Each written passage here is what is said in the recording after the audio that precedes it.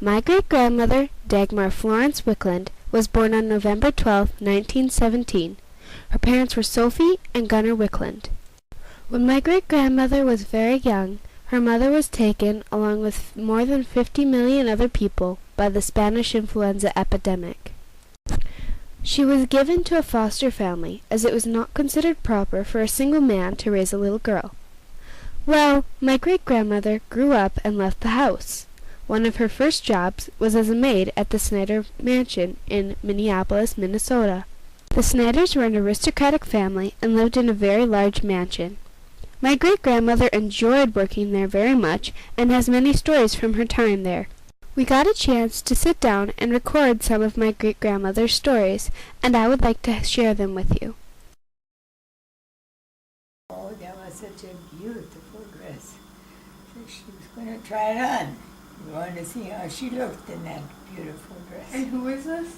Elsa. Elsa. The youngest one, yeah. And so I don't know if she took her uniform off, but I suppose she did it in the room where there was mirrored doors. Three of them, so you could see every angle. She had that dress on, and then she put that stole on it.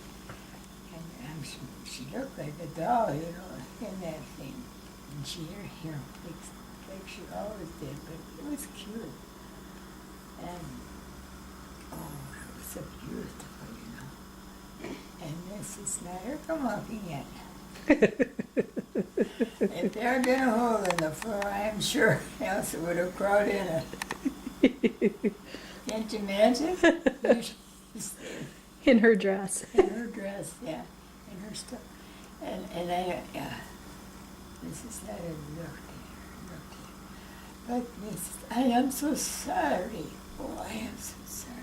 But I just had to try it on and see how it was looking on me. How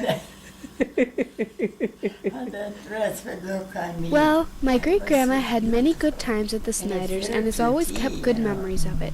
But after a year of working there, she decided to marry Vernon Johnson and start a family. She brought back many good memories of her time there and always wanted to go see it one last time. This winter, we got a chance to fulfill her wishes. This February, we went to the Snyder Mansion with my great-grandmother.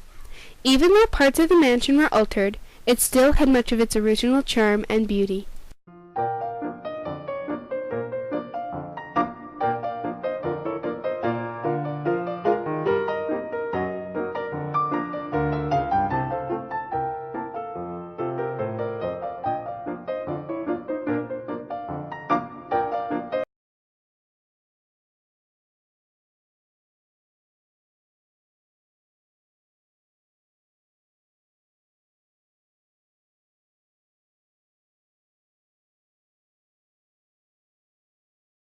Going back to the mansion brought back many memories from my great-grandmother.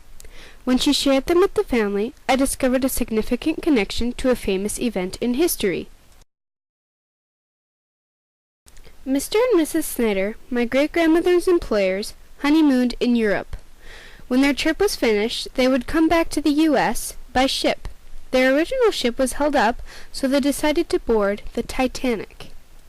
Now here's the story from Nellie herself. I was on the Titanic a good many years ago. We had been in Europe and we were coming home, and we happened to leave from Southampton, and we went to find out what boat we were going to be on and see if our reservations were all made. We were told that we were going to be put on the Titanic, and it was going to go on its maiden voyage. Well, I wasn't very happy about that because I didn't want to go on any ship in its maiden voyage. And they said, oh, mercy, it's world-renowned, it's going to be, and you just want to be on that ship, and it's the most beautiful thing. I said, thank you, no, I don't want it. I wouldn't go on a maiden ship voyage for anything. But we finally consented to go. The send-off was so marvelous, and everybody was so gay, and we were having such a good time, and champagne all over the place, and it was beautiful, really. And we were out about 3 days, and it was a beautiful boat. If you can see the picture of it, and it was the biggest boat ever built, I think.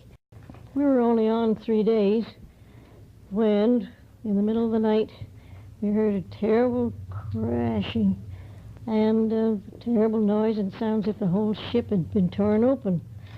And so we got up and went outside and asked the steward what the matter was, and he said, "Oh, nothing, we just grazed an iceberg."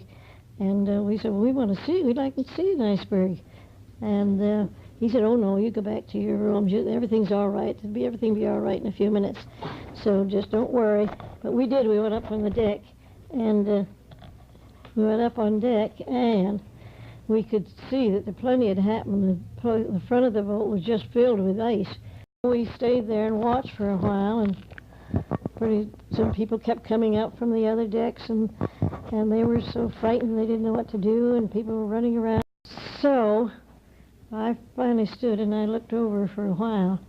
Finally I saw one porthole go under. I thought, oh dear, it's really going to tip over him.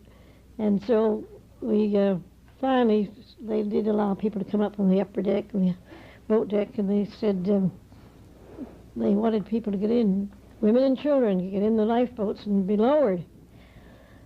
Well, of course, women and children didn't want to go without their husbands and not their fathers, or without, they weren't going to get in, and nobody would. And so there were 8 brides and grooms that we were together all the time. So finally they came and asked us if we wouldn't go in, and we said no, we wouldn't go without our husbands either. And they said, well, your husbands can go if you'll just show these people that the boat is perfectly safe, and if they get in it and they're lowered, then they can row away, and by that time everything will be cleared up, and the Titanic will be righted, and everything's all right. So none of us wanted to, but they finally, I think I was the first one, but anyway, they finally put 8 of us in, and nobody else would get in, just we brides and grooms, because they let us have our husbands to set an example. So we finally got down, and they cut us away, and then they said, now row as fast as you can and get out away from the boat, because if the boat sinks, there'll be such a suction it'll just draw you right down. So we rowed, we tried to row at least. By that time, about 12,000 people had jumped in the ocean. And then we discovered that the water was coming in because nobody put in the plug. So here we were sitting in ice water up to our knees. And then we thought, well, of course, we'd bailed it out, because we were bailing as fast as we could and throwing that icy water out. Well, pretty soon we found it. So we plugged it up and started rowing again. And then all of a sudden it took a big dive and went down, and you never saw another thing. But it went down just as gracefully, just like a fish, just as quiet. And we just hated to see the end of that boat go. I knew before this adventure that my great-grandma Hansen had a connection to the Titanic, but I never thought there would be this much of a story behind it. I mean, it's crazy. The Titanic has always interested me, but finding out that my family had a connection to it was even cooler. This last year has been an amazing adventure. Going to a historic mansion, finding so many of my family's photos from so many years ago, and learning so much about the Titanic and the Snyders has been a wonderful experience. And I hope you all enjoyed hearing about my great-grandma and Mr. and Mrs. Snyder's adventure with the Titanic.